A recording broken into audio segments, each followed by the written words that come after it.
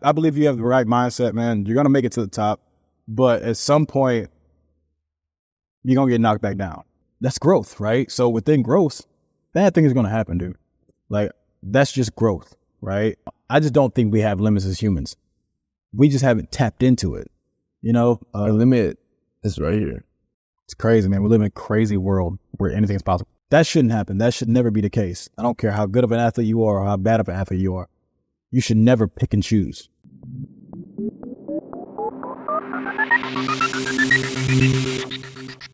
What's up, Coach? What's up, big dog? How you doing? I'm doing amazing, bro. I'm super blessed, man. I'm happy to be here, man. I'm happy to be here again with you, bro. Hey, again, for the third time, second time in the podcast, second time recording this podcast. Yep. But well, like we did the other podcast like a month ago. Mm-hmm. Yeah, some challenges like the video, the audio got corrupted. But hey, that's part of life. It's how you respond to those challenges that is where life takes you. Exactly. No, you said it. You hit it right on the head, bro. But it's crazy because I was thinking about it, man. When you said we had to do it over again, and I was like, okay, maybe I should go in and say something different because there's a reason why it came out wrong. Like, you know, everything was messed up. And so I was thinking too much into it. I was like, dang, man, was I too harsh in my responses? Then I was like, that's just me, man. I'm gonna say what I want. I'm gonna say how I want to say it. And, you know, that was like I told you earlier, that was a great interview. And now we're just gonna top it. So yeah, and as I told you, it's like you're not gonna try to replicate what we just did because, hey, let me tell you, that was the best interview I did. I think I did my best, and like your responses were great. Like I learned a lot from that interview. But hey, let's not try to replicate that because, hey, it was about being like, when challenges come up to you, you can be fragile, resilient, or anti-fragile. Like fragile, like you're gonna go down. yeah. Resilient, like yeah, you might respond and like get back to where you were. Yeah. Anti-fragile is what we want to do. It's like we hit a challenge, we go down, and then we come back strong. Yeah, for sure. Yeah, I mean, I agree with that. Yeah, I totally agree with that, man. You know, I haven't used those words exactly when it comes to like facing challenges, but I mean, for me, you got two options. You can either run or you can stand your ground. It means the same thing. But I've never been one to run away, and even facing challenges in my adult life, like they're way harder, you know, when you're an adult, but never run away from anything, bro. You stand tall, stand 10 toes down, as they say. Yeah. One of the things that you were saying, like that you had a great look last time, like because you were like on your working clothes of like your roofing company, like job. But now you're in like in the suit that I met you. Yeah. This is how I met you. This is how I know you. Yeah. So it was like, the reason why it happened, bro. It's great. Like this is how I met you. This is how I know you. Yeah. And to see how far you've came, like how much you've changed, like in just this couple of years that I met you, it's like great to learn about your life and like your progress, your pathway to your success. Because like from the outside, I saw like Joe changed his job, but I did not know everything that you shared with us in the last podcast. Yeah, man. It's to go back to what you said first. You know, in that first interview, I said like how good I looked in my, you know, my other work clothes. But this is how you met me, like you said. Like I'm laid back. You know, this is my gym wear. And yeah, man, a lot has changed. And my life, I think anybody's life is like a roller coaster. You know, I went through that time, you know, being a trainer where, man, every day was like the downward slope of the roller coaster. And it didn't look like that if you were looking from the outside looking in, because I didn't show that, right? And then going from that downward slope and then getting an opportunity through my other career where I was like, we were going straight. Everything was steady. I was very comfortable. And then the next part of my life going up that hill, trying to get back to where I'm at the top, and what's going to happen when you're at the top? 10 times out of 10, you're coming down. And so, but it happens to everybody. You know, roller coaster doesn't last 2 seconds. You know, you're going to get to the top. I believe you have the right mindset, man. You're going to make it to the top. But at some point, you're going to get knocked back down. Now, how does that look? Who knows? But for me, I'm at that point now to where I'm like, I'm climbing up, and it's like slow. You know, you hear the clunking sound, and it's like when I get to the top, I'm gonna be good right there for a little bit. And now I know if I do fall off again, now I know how to get back up. You know what I mean? So do you think you are at the peak of your life right now? No, the best, no. Like at the best of your life up until now. No, I don't like even. You've been in better. So so I feel like right now in my life, I'm in a different season of life right now. I'm in a season of life of it's my time to get closer to God. Just had a son not so long ago, and you know, the most important time for me is now. You know, because for so long I tried to do everything by myself, right? And if you know me, if you know how my life is, you know when I try to do it by myself, everything looks crazy. You know, I'm my brokest when I try to do it myself, and I'm just lost, right? But when I give God everything, you can see the difference. I'm not stressed as much. Everything moves smoothly, and so like right now, man, I'm nowhere close to hitting my peak. Like, I know I talked about this with one of my friends, man, and I don't know when I'm gonna hit my peak, but it's not gonna be anytime soon. I pray I hit that peak when I'm like 60 or 70, because what happens after the peak? Downhill, you know? And so, but I'm nowhere close. So what do you think success is? Okay, so try to give you the same answer. I'm gonna give you the same answer, but not really. Success is based off of, it's your definition. I don't think there is one definition for success, right? So for me, success means saying no, being able to say no. A lot of my life, I had to say yes to certain things because I needed the money or I needed that opportunity to work out. But for me, it's being able to say no. Hey, can you help me out with this, you know, for an extra $50? I don't need $50. No, I'm good. And I never been one, I guess when I was younger, you know, I thought success was the big house, the money. Before I met my wife, it was the women, but that could be a lot of people's definition of success, but not mine. You're entitled to your own opinion. You're entitled to your own definition of success. And so mine is being able to say no, basically freedom. Are you successful right now? In my definition, no, but I'm getting very close. Like it's like I can say no to things, but I'm not in the position right now. If somebody offered me like a great opportunity where it's like, dang, I really need that money for my family, can't say no to it right now. You know, and I'm not afraid to say it. Like I'm not where I need to be at to say no to certain things. Now, if it's like questioning my morals, then yes. There's a lot of things I won't do.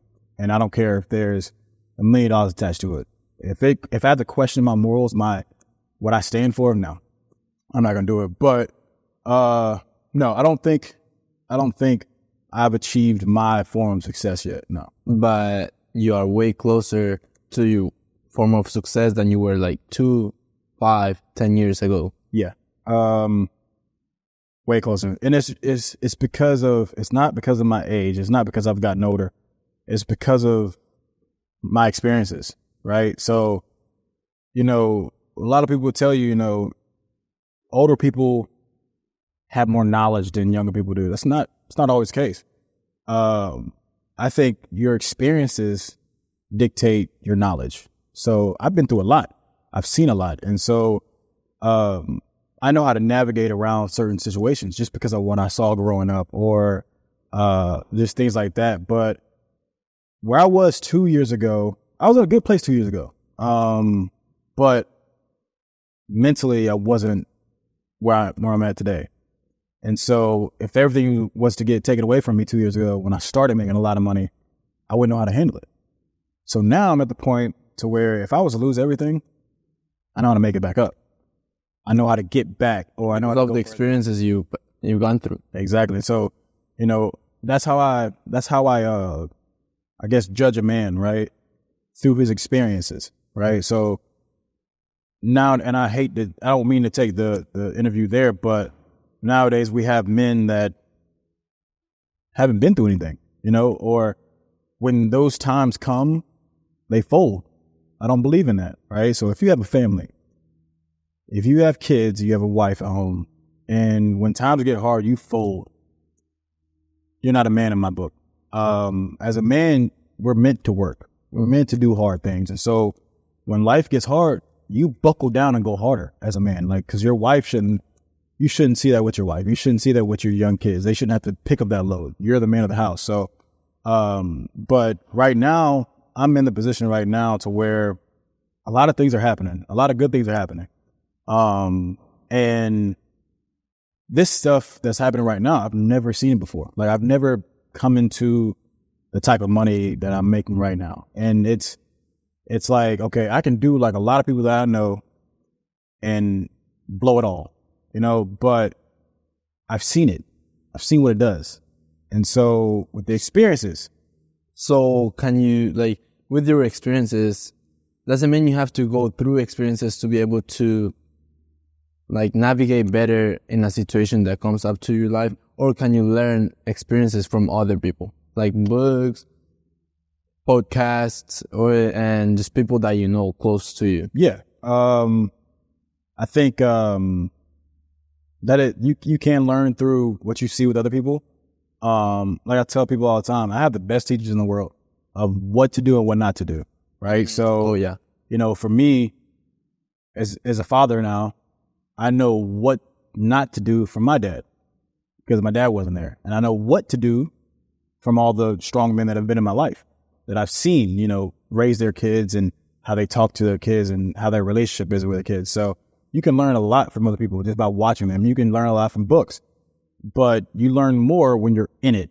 You know what I mean? Like, so you can say all day long, like, oh, I've watched him raise his kids all day long, or, I've seen what that man does in his business. But then when that situation comes up to you, it's like, put that knowledge into action. You have to put it into action. Exactly. Yep. And that's a great point that you said, like, what to do and what not to do. Mm-hmm. Sometimes we're just thinking of what to do. Yep. And we're not thinking about what not to do, because sometimes to get better in your life, in your pathway, is thinking about the bad things that you're doing, they have to stop doing. Yeah. And like those bad habits. And that's a great, you hit it right on the head right there. So we live in a time where, it's not negativity.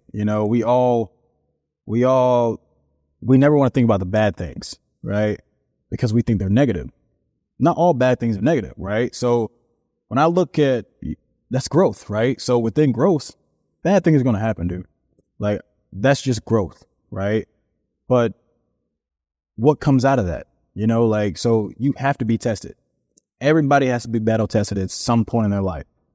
It's not a thing where, oh, you can think, in your mind, you can always think positive things and these positive things are always going to happen. That's true, but you're also going to have negative thoughts and bad things happen. And so those things mold you way more than the good things do. Like, and it's where we are in this world. It's frustrating because we haven't built warriors, right? Like that resilience. Resilience is a perfect word. So, with resilience, like they say, diamonds are formed under pressure, right? Oh, yeah. So there's not a lot of people that want to be under that pressure or have that chip on their shoulder, right? So for me and my family, I have a huge chip on my shoulder. It's been like that my whole life. But I want it to be like that. I don't want to put this weight on anybody else. It's not up to them. It's up to me. And that's a great form of leadership. Mm-hmm. Exactly. And so, when I talk to other people about this, I'm like, run toward it. Like, run toward that fire. You know what I mean? Because the only way you're going to make it out is if you go through it. Mm-hmm. you ain't gonna make it out the fire if you stay right here and just watch. You're gonna stay in the fire and like you're not gonna face it. Exactly. You can't. It's not gonna disappear. It's not gonna disappear, bro. You can't run around it. You can't stand in place. You can't jump over it. You have to run directly through it. So if you stay right here, the fire's over there, you're not gonna grow. Like you're gonna stay in the same place, and I don't like get that. to grow, like you gotta go through. You have to go through. And I'm reading this great book. Is Getting to Neutral, which is that same thing. Like, yeah, negative thoughts are most of the time are like do not help you. Yeah. Positive thoughts, they help you, but not all the time. So what will help you? Neutral thoughts. So get into neutral, like, okay, I approach this situation, hey, neutral. This is what I gotta do. So approaching that challenge with, oh, it's positive. Yeah, things are gonna come great. Like, no, like, or everything's so bad right now. No, like, get to neutral. What is going on? This is bad. This is good. Yep. What do I need to do? Yeah. And that's a great book. But I look at it like this, man. Somebody's always doing worse than you are. And I hate to say that, but, or I can say it could be way worse. You know, like, so the way I look at my life is like, there's like I told you last time, there was times where I didn't know if I was going to make the rent. You know what I mean? And in those moments, I was already built for it because I've already seen it growing up and saw how my mom maneuvered around things and how she grinded through things. And so, like, the way I look at that, right, like now in my life is like, if I was to get to a point where, man, I don't know if I'm gonna make it, the only thing I'm thinking about is, bro, first off, you're thinking too much. I'm in my head too much. Second off, it's like, I'm gonna get through it. Like, how do you get out of your head? So I used to overthink a lot, man. And I'm gonna just be truthful with you. The only way to get out your own head is if you give the situation to God, you know, and you take it off your shoulders. Take it off your shoulders, man. Like, it's not meant for us to bear anything. You know what I mean? Like, and I don't know if you're a godly man, but for me, giving it away to God, giving my stress away, giving my it's not giving it to another person. No. Like, but like one thing me and my wife prayed, like we prayed last night, and we're starting to pray as a family now. Here, God, we want you as the center of our finances, our relationship with our son, our friendships, everything. We want you as that centerpiece. You know, nothing moves unless you move it. You know what I mean? And so when you give that to him, when you make him the headstone, what do you have to worry about? Like, there's nothing to worry about. But being human, we're human, so we're not perfect. We're gonna worry, right? We're gonna worry, but in those times of that's when you go back to, God, you got it. I can't physically or mentally handle it. So you handle it for me and you guide my steps, basically. What are some of the biggest challenges you've had in life that has shaped who you are right now? First off, the first big one was losing my twin brother. Like it was my twin. So like, you had a twin. Yeah. I did have a twin brother. Yeah. He's 15. He was 15 minutes older than me, 15 minutes. And so we thought alike growing up. You know, whenever he got hurt, I felt it. Like it's weird. And so, like, physically you felt it. Yeah, man. Like I felt, they say, what is that? Twin telepathy or something like that. And so I felt a lot of his pain. He felt a lot of my pain. And so, losing him made me more of a man. Right. And, how old were you? See, this was last year. This was last January 4th, 2023. Yeah. So it's still fresh. It's still fresh. And so, you know, that was the biggest pivot moment I had in my life, right? Because everything was going great, right? Everything was going great in my life. And boom, that happened.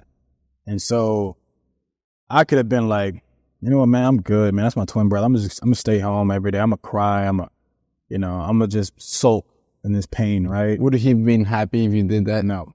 And that's That's the thing. So, like, my brother was a very hard dude. Like, you know, it was rare that he showed his emotions, right? So, man, I remember like it was yesterday, like the night he passed, I was at my mom's house, and of course I'm crying and stuff like that, and I heard him clearly. He said, yo, stop all that crying. I heard that, right? And at that moment, I was outside while all my family was inside. I heard that, and I wiped my tears. I went back inside and I prayed over my family. I don't pray. Like, I don't pray with my family. I pray in private and stuff like that. And so walked back inside, and I was like, everybody, let's just circle around, grab each other's hand, let's pray over this. And I've never done that in my life. And at that moment, everything shifted. I was like, okay, I gotta be the man now. I gotta be the one to bring us together, keep us together. I gotta be able to grow this family. And so that moment was tough. That's what molded me as well. But right after that, man, this year I had my son. And so when we found out last October, right? It was about 5, 6, 7 months after my brother passed. And I'm looking at how God works, right? He took my brother to give me my son. You know, and when you think about it, it's crazy, you know, and I broke that down for my mom. I was like, my brother was suffering, dude. And what was going on with him? He was going through a lot of challenges, man. He got addicted to drugs, and one thing, he wasn't weak. He wasn't weak because before he died, he got clean. He was 3-4 months clean. It's good. And fentanyl, man. What is the biggest lesson that you took from his life that he would like you to take as a legacy to teach other people? Biggest lesson. Being a man. Because, you know, now we do it differently. Me and him do it differently just because I don't show my emotions, but I'm aware of my emotions more than he was. I don't bottle anything up. So if I feel angry, I'm gonna be aware of that anger. I'm gonna let that anger go through the whole process and let it flow out. You know, I'm not gonna suppress anything. And so what I mean by be a man is we have responsibilities. We got kids, you know, we got families. And so take care of your business. And somewhere along the line in life, that whole what a man is or what a man is supposed to do has gotten blurred, right? And so that's the biggest lesson. Even when he was alive, man, it was like I would mess up, and I wasn't married at the time when he was alive, but he would always tell me, "Joe, be a man, bro." Like, because I would make so many excuses about so many things that were happening in my life, and he's like, "Man, be a man, man up." And he was. I looked at my brother for a long time, and he's the one in high school that showed me how to grind, if that makes any sense. So I'm grinding everything. Yeah, man. Like my brother he was a hard working man. Like, you know what I mean? And, you know, he had got clean and his life had changed, like for the better. And, I remember the last time we talked, all he said was, "We ain't got time for all that." I was complaining about something. He's like, "We ain't got time for all that." And man, you don't have time. Like it sucks. It really sucks, bro, that as a man, you don't have time to complain. You don't have time to be like, "Oh, I'm tired today." But it's actually good to have it like that you feel it, you're aware of them, and then, okay, get to neutral. Get to neutral, exactly. And then what's next? Exactly. That's what's important now.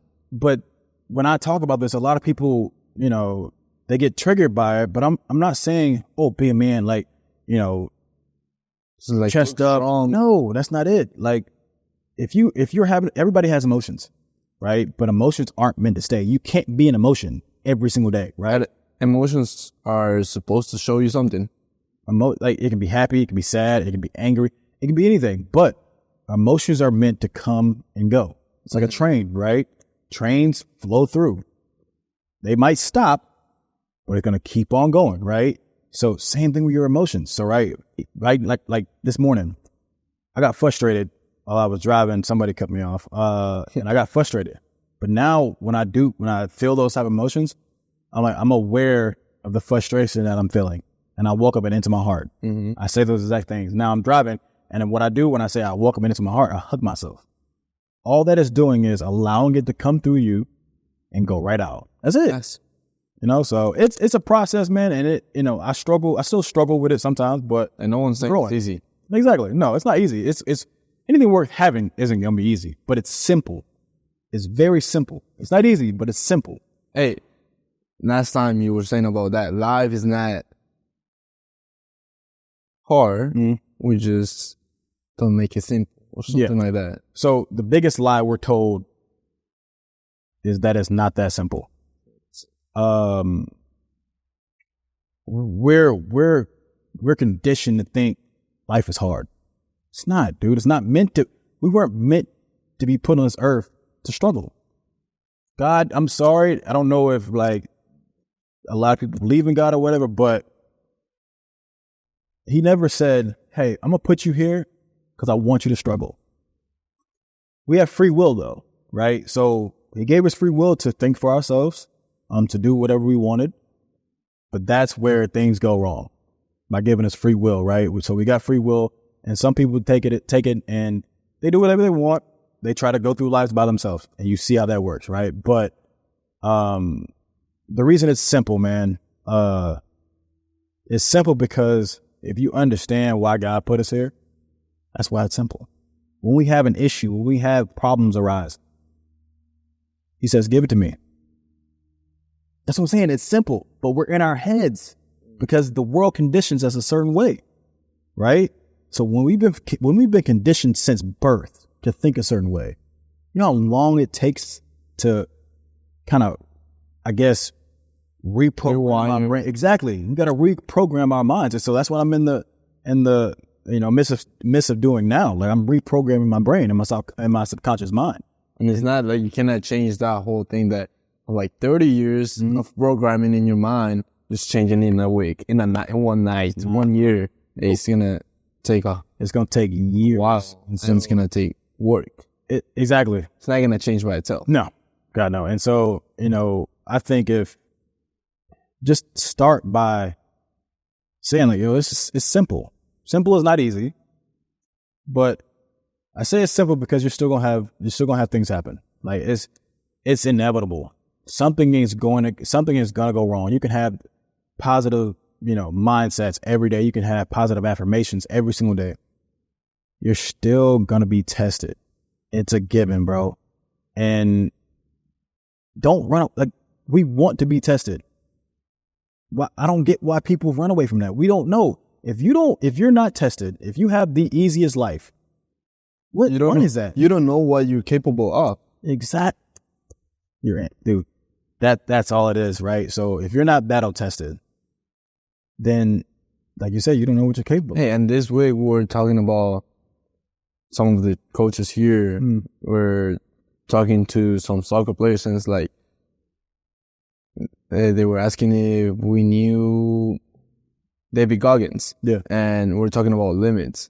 Hey, and we're talking that he doesn't know his limits. We don't know our limits. Yeah. But the reason he's so successful, the reason that he's so much better than he was before is because he got tested. He was in a really bad situation, and look where he is now.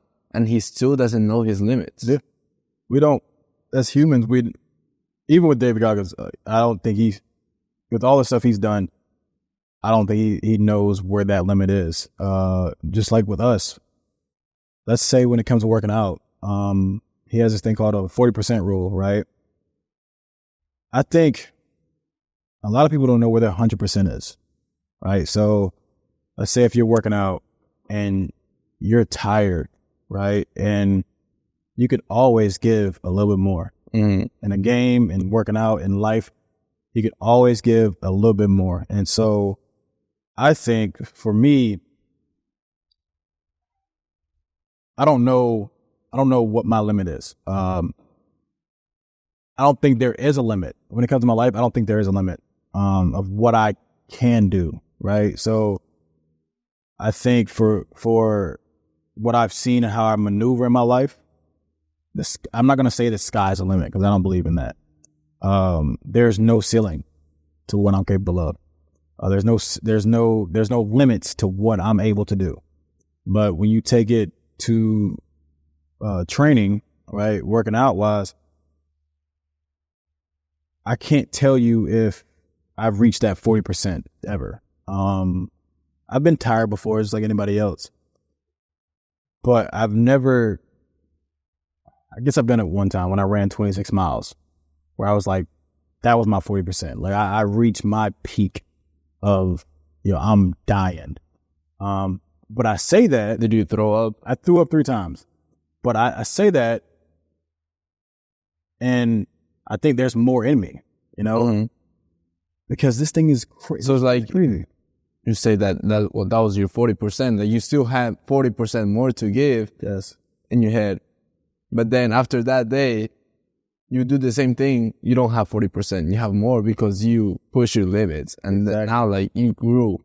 And I don't know why people are scared to do that. I don't get a lot of things people do, but pushing yourself to, I used to say a lot when I used to train, but like pushing yourself to damn near death. Like our definition of death is not like literally dying, but close to a point where you're like, my body doesn't move. Like, Mm-hmm. And like, just before you stop training me, like, one of the last sessions, you told me, like, let's do a running contest. Like, let's get on a treadmill and let's see who runs more. Yeah. And you told me, like, because I was in my best shape, like, playing soccer, so I could run a lot. Yeah. And, like, you were telling me, you're not going to beat me. Yeah. Like, I can crawl on that treadmill and Matt will not give up. Yeah. So that's my mindset. Like, so if we were to hop on a treadmill or whatever together, I'm going to have to die. Like, you're not going to beat me. Like, and so people that know me very well, they know, like, I'm very competitive. Yeah. And I'm not just going to let you beat me. Like, that's not going to happen. And people they think it's a joke, especially like when it comes to athletes I have in here or athletes I've seen in here, that are maybe more athletic than me.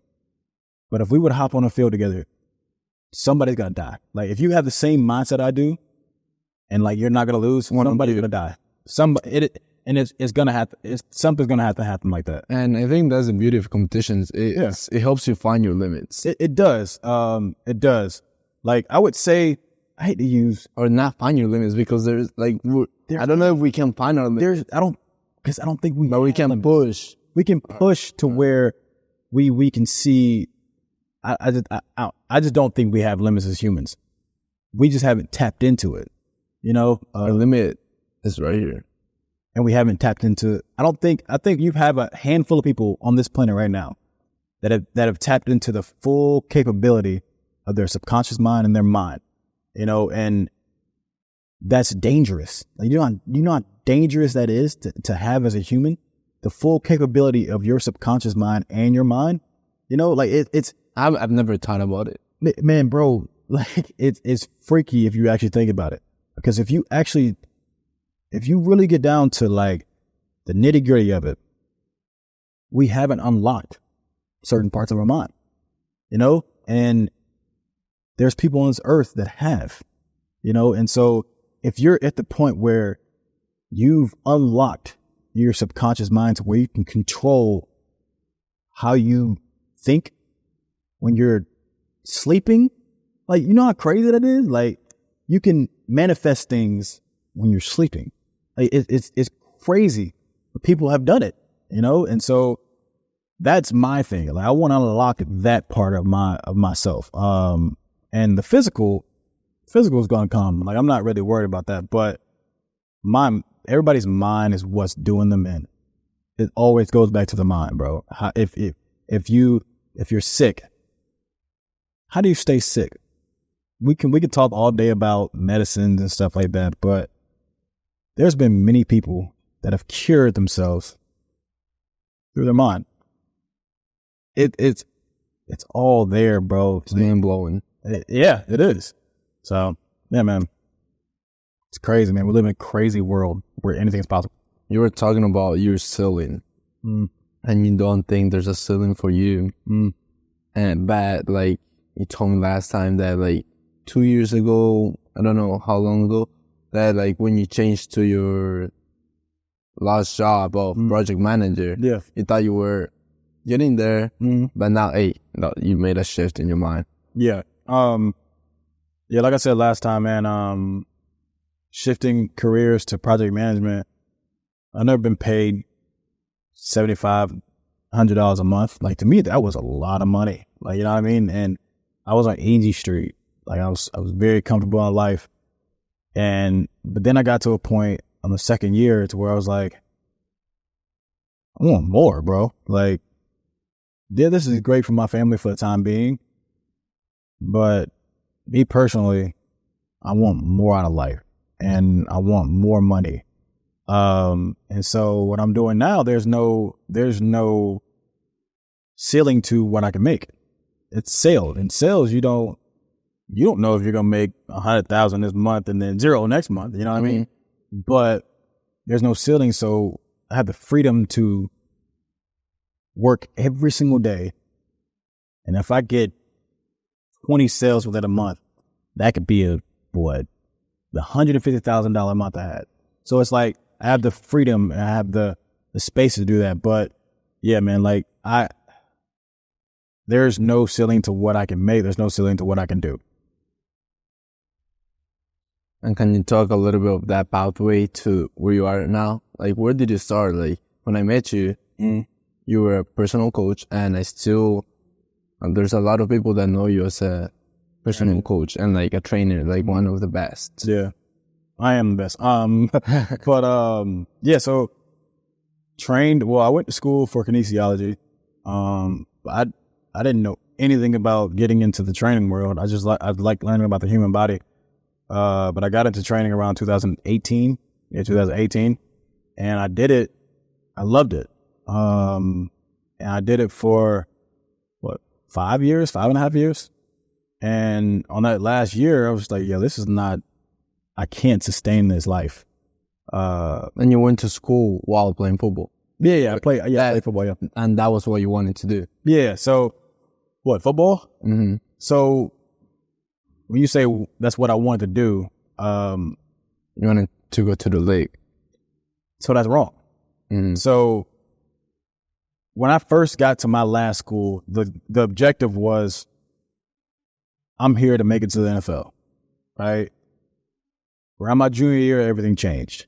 Because I was more thinking about me, like what I'm capable of doing. And so I've been playing football since I was 6 years old. At that point, tired. Huh? You were tired? I was tired, dude. Like I was tired of getting hit.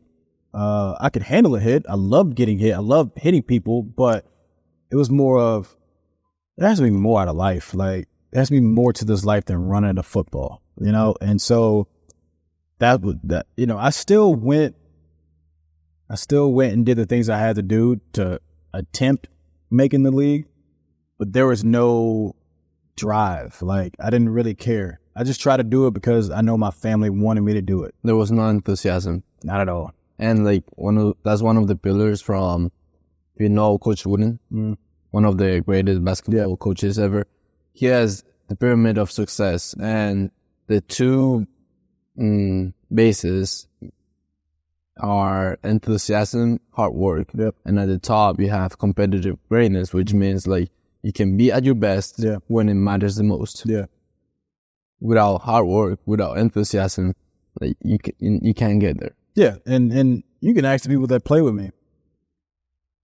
I didn't play up to my ability. When we played good teams, that's when you saw me come out and do what I needed to do. But when we played the little slouch teams, I played down to their level. That shouldn't happen. That should never be the case. I don't care how good of an athlete you are or how bad of an athlete you are. You should never pick and choose, right? But I got to a point where I like, man, I don't care. Like I was good just because I was good. Like I've been playing since I was about, 6 years old, and I was just Because of good. all the effort, All the stuff work that I you put in, all the work, all the time I put into so it. much time, so much work. Exactly. But for me, that talent I had ran out. You know, I was always athletic, right? I'm still athletic, but my talent ran out, right? My talent ran out my junior year. Now you wouldn't see that. People wouldn't see that. They wouldn't go look at my film and be like, "Oh, his talent ran out." But I know myself. And once I felt that, I was like, "Yeah, man, I'm gonna do what I need to do to finish school, and I'm good. I'll go through the process of making it to the league as far as doing combine training and stuff like that. But at the end of the day, man, I don't love this sport no more. Like, cause it doesn't love me, right? So I fell in love with it, and I was like, God, what's next? Like, what? I know my life's gonna be harder than it would be if I made it to the league. But it's like, okay, I'm gonna have to go through this to get to where I want to go. You know what I mean? Mm-hmm. But yeah, I don't regret it though. So you got out of college and you started training. Not right out of college. I was actually a mover. I was a mover for 2 years. Mm-hmm. I was in a moving company for 2 years. That killed me. Then that's when I met.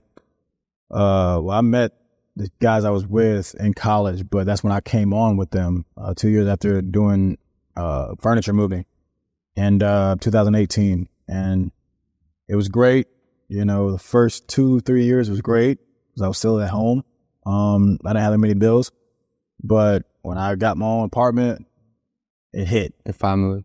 Man, it hit like crazy. And so that was my first time actually being out on my own and have to worry about, hey, this is what you bring in every month. You got to make sure it goes here, there, and stuff like that. And if you don't make it, like, then there's consequences. You make the wrong decision with that check, you're going to feel it.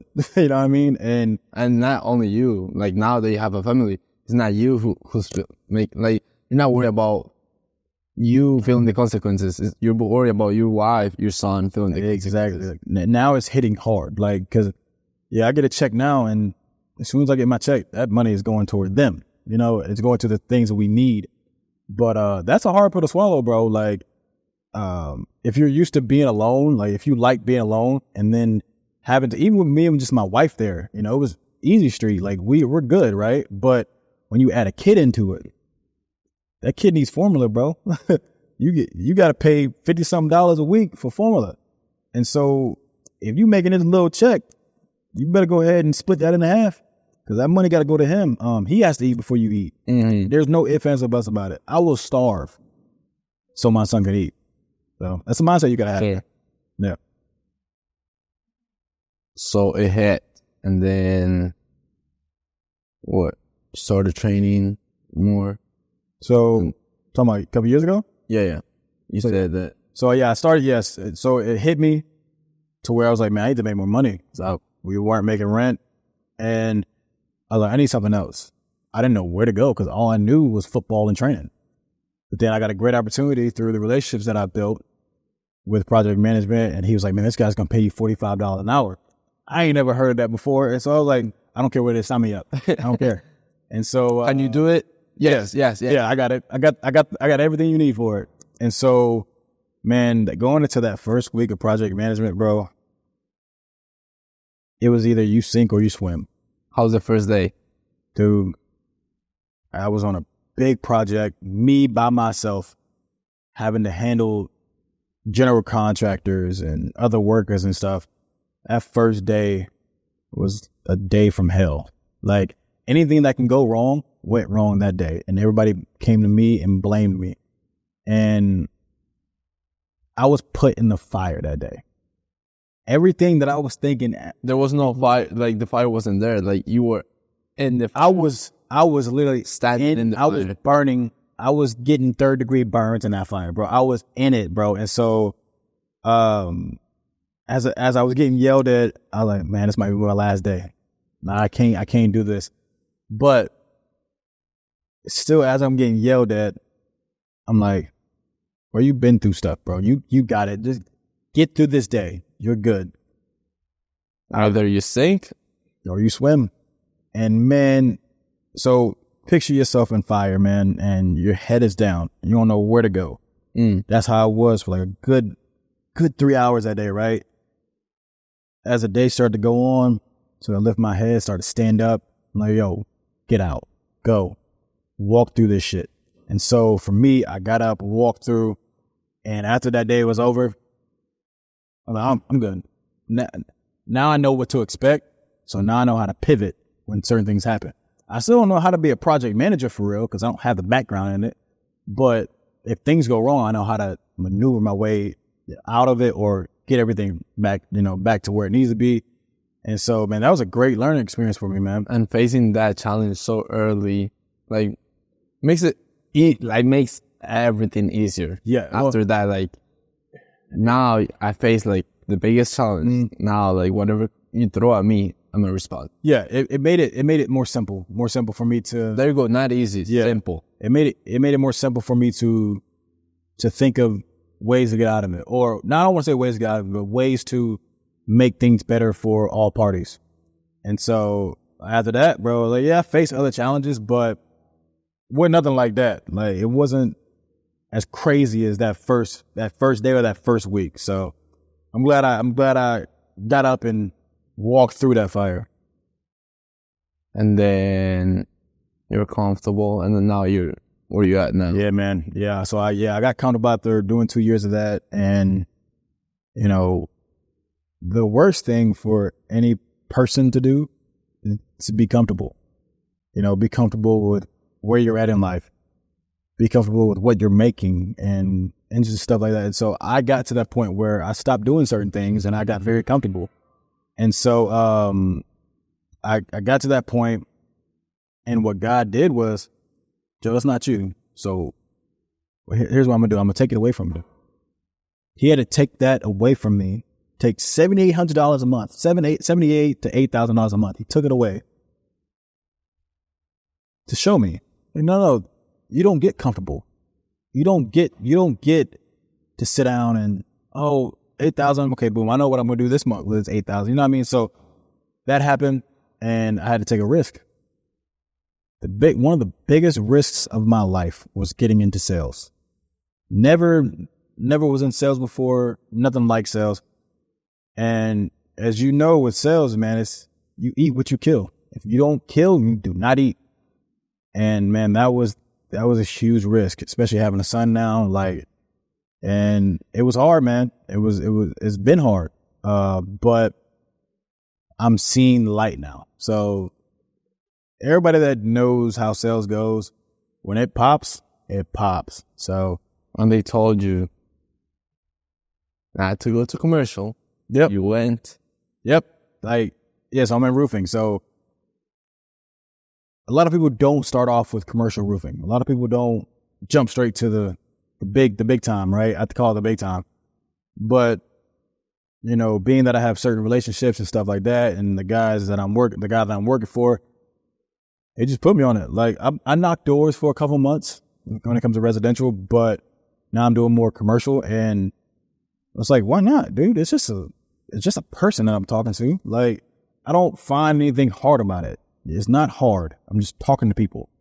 And so, for certain roofers that have been in this game for years, they don't mess with the commercial side just because it takes longer. And, you could look at the profit margins and all that type of stuff. But for me, it's like, bro, why not go after this $2 million building? Like, why not do that? Like, if I don't go up there and talk to him, somebody else behind me gonna do it. So all he or she can say is no. That's all they can say. And so else in anything, like, I'm not scared to talk to anybody, because you're not gonna disrespect me. All you can say is no. That's all somebody can say is no. But I heard no over again. But that's gonna happen. You might do you take that as a failure, or like, yeah, I fail? No. I take it as, okay, maybe I need to change something that I'm doing, right? So when I first started, I ramble all the time, right? But then as you learn certain things when it comes to roofing, you start to get a little bit more confident in it. And so I talk for maybe 12 seconds, right? I talk for 12 seconds, and a lot of business owners or a lot of people that I talk to don't like it because it's silent. It goes silent. I'm not going to speak first. So I say what I need to say and let them have it. And you let me, I'm going to feed off of you. That's all I'm going to feed off of you, but I'm going to give you my 12-second pitch. That's it. Whatever you need help with after that, you let me know.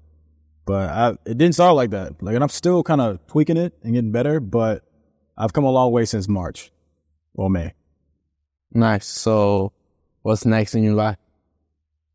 Man, I don't even know, man. I'm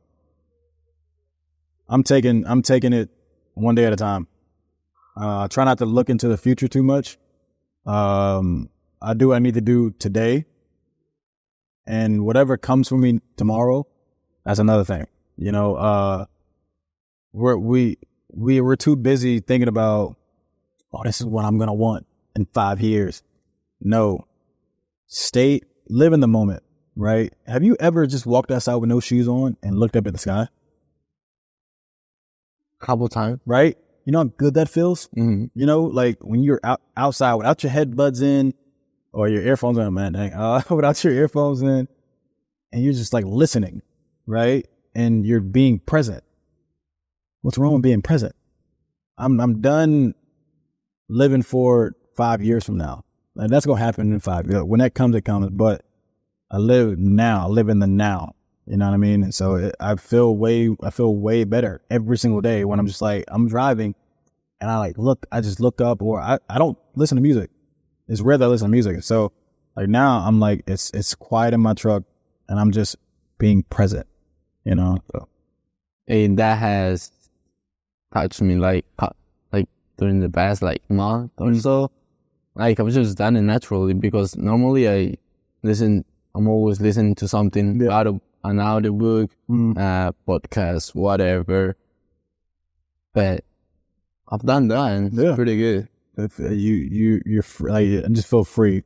Like just me, my thoughts, and whatever I can look at. So. Okay, so to wrap it up, thank you. But then, what is the definition of a dream?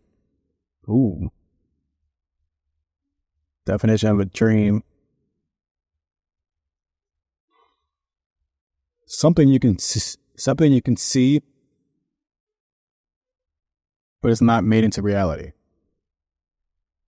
Right? So we can dream all day long. Can I make it happen? Yeah, what is dreaming gonna do?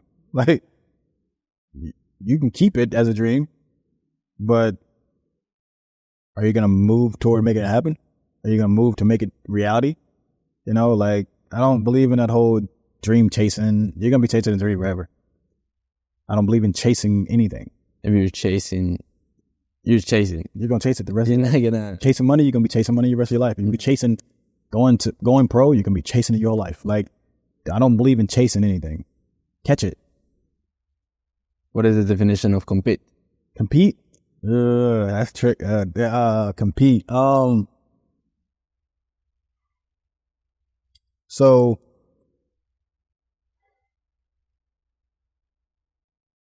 are you want to be better than you were yesterday? I don't look at competing as I'm looking at somebody else. Am I going to wake up today and be better than Joe from yesterday? You know, like, if Joe did 100 push-ups yesterday, this Joe today is going to do 101. You know what I mean? Like, that's my definition of competing. It's you and the man in the mirror. Ain't nobody else. Good. Because that's exactly how I look at it. Or like, as we said it earlier, like competing with others, not against others. It's going to help you push your limits. Exactly. But bringing it back to dream, like my brand is dream to compete, because you can dream all day long of something. And it's great to have dreams because it gets your goals really high, that you see them as a dream. But then how are you going to compete every day to be your best so you can not chase those dreams, but compete to get those dreams? Yeah. I like that, bro. I like that dream to compete, bro. You got something great moving, bro. I like it. Appreciate it. Yes, sir. Coach, Thank you. thank you for the time today. Yes, sir.